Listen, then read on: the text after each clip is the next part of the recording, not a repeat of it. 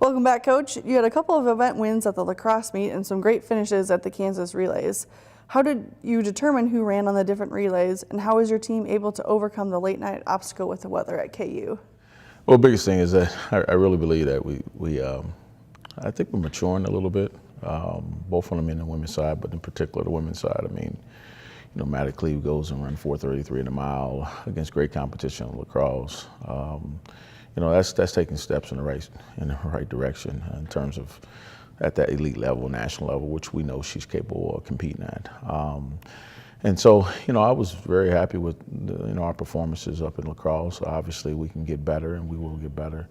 We did some great things in the field at lacrosse as well, with Kayla coming back with that finger and starting to throw well.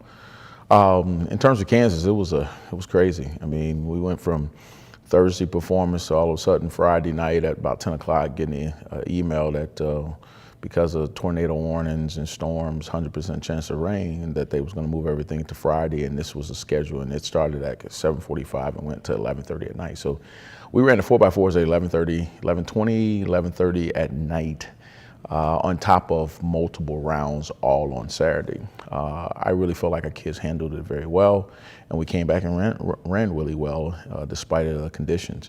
I was definitely a good bus driver or van driver as I'm commuting from Bonner Springs to Lawrence, because you don't want them sitting around all day. You take Taylor Moore, who was in the seated 800. She had to come and run the 4x8 and then the seated 800 and then the 4x4. So we had kids in that position where we were running multiple rounds, but I really feel like we handled it well.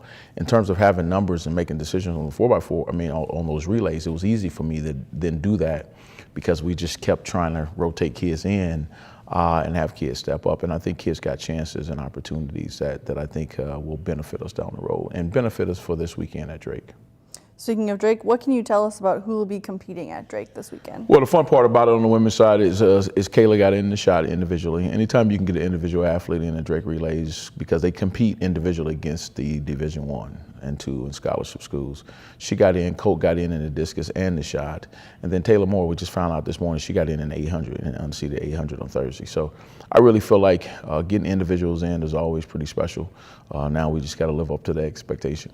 On the men's side, it's a down year for us. We got our medley in, we got our 4x8 in, we got our distance medley in, and we got our 4x2 in. Did not get 4x1 or 4x4 in, so I'm a little frustrated by that. But that's for a different day.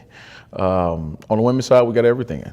Everything in that we entered, every single relay we entered, we got in. So we'll be busy, and we'll use a lot of bodies to get through those rounds. So this is Drake Relay Weekend. This is Drake Relay Weather. And now we just got to go compete. Sounds good. Good luck. All right.